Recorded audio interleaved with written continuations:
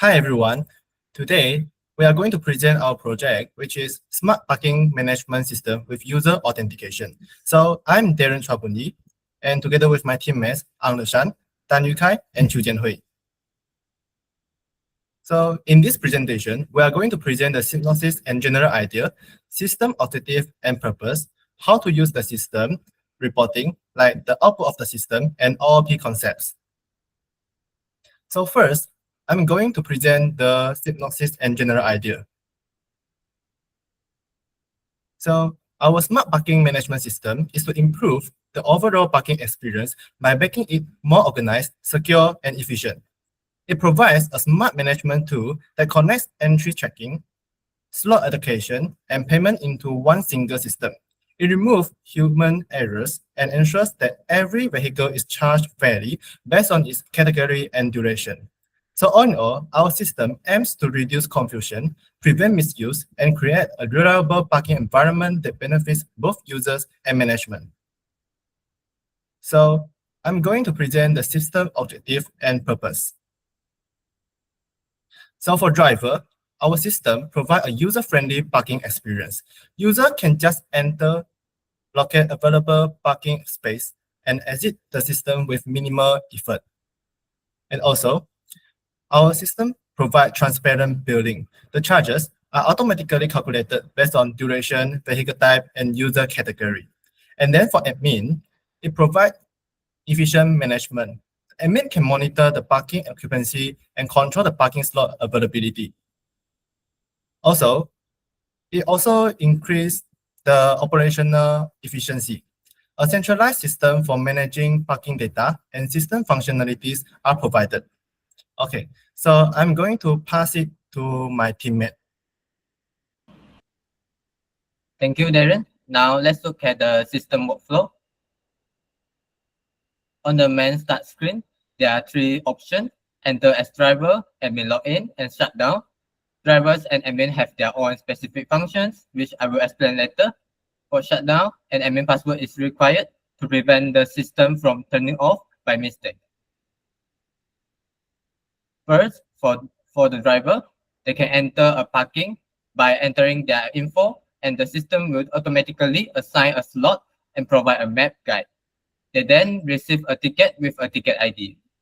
To exit parking, driver need to enter their ticket ID, verify the info, make a payment, and get a receipt before leaving. After that, checking status. If a driver forget their slot or want to check the fee, they can enter their ID to see the details and a map. And last, report issues. Drivers can report emergencies for immediate help or routine issues which are added to the system report. Next, for the admin, an admin can view map and check the parking map to ensure everyone is parked correctly. And the second, search vehicle. If a driver loses their ticket, the admin can find the vehicle using the plate number. And slot maintenance, admins can mark slots as under maintenance, so they won't be assigned to any drivers. Next, general report. The system creates an audit log of all vehicle details and reported issues. And last, change password. Admins can change their password anytime to keep the system secure. These are all about our system workflow, and I will pass to my teammate. Okay, thank you, Shan. So now I will present about the key outputs and the reports that will be generated by the system.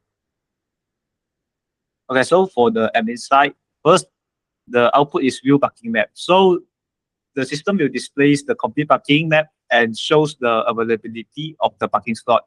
And besides that, that Shan has mentioned, so such vehicle, so it's the same map, same parking slot map.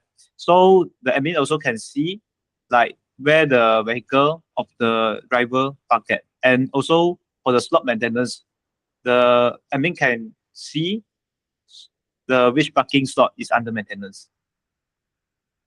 So this is the audit log report. So the audit log report is the system will generate a report that include all vehicles, entries and exits with ticket ID, set number, parking slot, driver status, and routine issues that will be reported by the driver. So we moving to the driver outputs. So the check parking status will display the entry time, current parking fee, and parking slot. And for the exit parking and invoice, for the exit parking, it will display the parking details that including vehicle type, plate number, fee rate, and duration of parking for the driver to verify. So after that, they verify the system will display the total fee they should pay. And after that, the invoice will be displayed also. So about the invoice is almost the same as the asset parking display, but it will become a physical paper or maybe e-invoice. So now I will proceed about the OOP concept that are implemented in our project. To start, let's look at how we manage the data. Instead of using static array, we implemented dynamic array of objects using the C++ standard template library.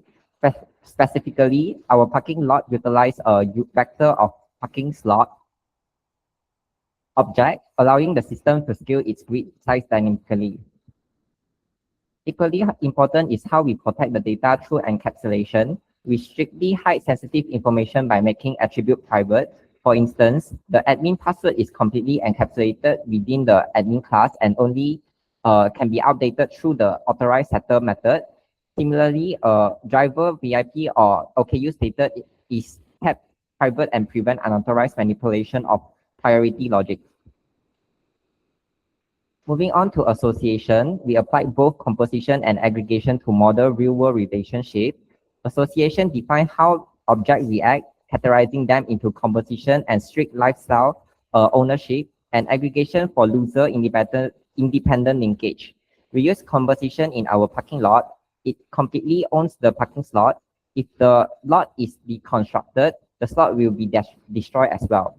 On the other hand, we use aggregation for loser relationship.